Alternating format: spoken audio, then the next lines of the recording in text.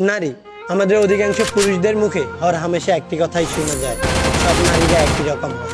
আর এই কথাটির পিছনে হয়তো লুকিয়ে আছে একটি দীর্ঘশ্বাস আর এখন প্রশ্ন হচ্ছে, সত্যি কি সব নারী একই রকম হয়? সত্যি কি সবাই বেঈমান আর বিশ্বাসঘাতক হয়? উত্তর হচ্ছে না, সব নারী এক হয় না, সবার চিন্তাধারাও সেম হয় না। আমি এমন নারীকে দেখেছি যে তার ভালোবাসার মানুষটির হাত লাইফের শেষ সময় পর্যন্ত শক্ত করে আঁকড়ে ধরে রেখেছে।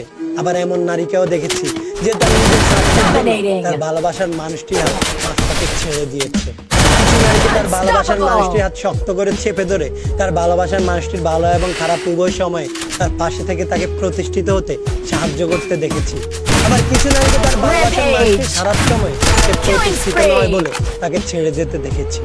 আমি এমন নারীকে দেখেছি যে তার ভালোবাসা দিয়ে এলাকার সবথেকে খারাপ ছেলেটাকে ভালো করে তুলেছে। আবার এমন নারীকেও দেখেছি যার মিথ্যে ভালোবাসার অভিনয় প্রচারিত হয়ে এলাকার সবচাইতে ভালো ছেলেটাও খারাপ হতে দেখেছি।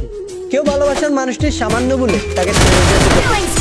আবার ভালোবাসার মানুষটি হাজারো ভুলের পরেও অনেককেই তার ভালোবাসার মানুষটির ভুল শুধরে নিয়ে একসাথে সারা জীবন থাকতে দেখেছি।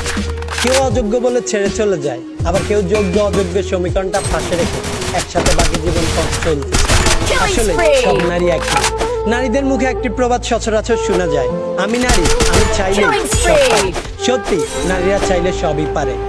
চাইলেই মায়ের রূপে আবর্তিত হয়ে তার সন্তানকে আগলে রাখতে পারে, আবার চাইলেই বেঈমান আর বিশ্বাসঘাতক প্রেমিকের রূপে আবর্তিত হয়ে একটি পুরুষের সুন্দর জীবনটাকে অন্ধকারে ঠেলে দিতে পারে। নারী শব্দটার সাথে মিশে আছে আবেগ, ছলনা, বিশ্বাসঘাতকতা, আবার পরিশেষে ভালোবাসা। দিন শেষে তারাই আমাদের জীবনের এক অবিচ্ছেদ্য অংশ, যাদের দ্বারা আমাদের পথ চলা প্রায় অসম্ভব। আমি সুন্দর চাই না, আমি স্বার্থ ছাড়া একটা নারী চাই।